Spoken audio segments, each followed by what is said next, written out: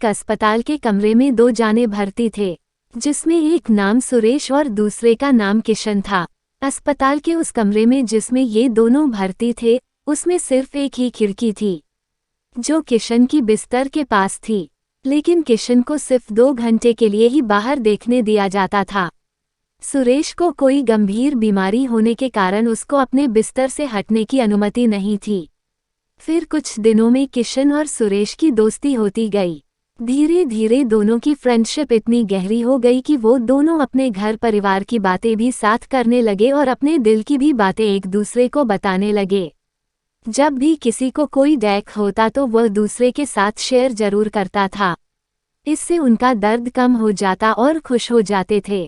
किशन हमेशा उस खिड़की के पास बैठा बैठा सुरेश को बाहर का नज़ारा बोलकर बताता था और सुरेश खुश हो जाता।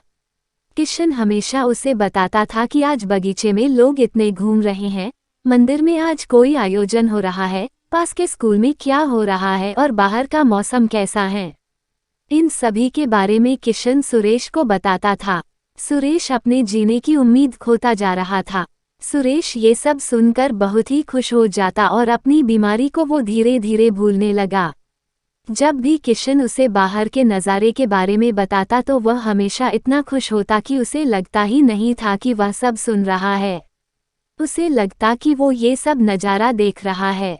किशन हमेशा ही सुरेश को सकारात्मक बातें ही बताता था, जिससे कि सुरेश पर अच्छा प्रभाव पड़े। नकारात्मक बातें नहीं बताता था, उससे सुरेश मायूस हो जाता था। दोनों दोस्तों के बीच दोस्ती इतनी हो गई थी कि वो अपनी सभी बातें एक दूसरे को बताने लग गए थे। ये सिलसिला काफी दिनों तक चलता ही रहा। किशन सुरेश को बाहरी रंगीन दुनिया का नज़ारा बताता और सुरेश बहुत खुश होता। एक दिन अचानक किशन मौत हो जाती है। इसकी खबर जब सुरेश को पड़ती है तो वो बहुत दुखी होता है और उसे याद करने लगा। जब नर्स किशन को वहां से हटा रही थी तो सुरेश ने उस नर्स से उस खिड़की वाले बिस्तर के लिए अनुरोध करता है। तो नर्स ने कहा कि तुम्हें ये बिस्तर क्यों चाहिए? तो सुरेश ने कहा कि मैं यहाँ से बाहर का नज़ारा देखना चाहता हूँ जो मुझे किशन बताता था। लेकिन जब सुरेश उस खिड़की से देखता है तो वहाँ कुछ दिखाई ही नहीं देता था, क्योंकि वहाँ पर एक दीवार खड़ी की हुई थी। वहाँ कोई मंदिर का आयोजन, पार्क में खेलते बच्चे और पास में कोई स्कूल था ही नहीं। जो कुछ किशन सुरेश को बताता था वो कुछ वहाँ पर था ही नहीं। किशन वो सब सुरेश को इसलिए बताता था क्योंकि सुरेश वो सब सुनकर अपनी बीमारी को भूल रहा था।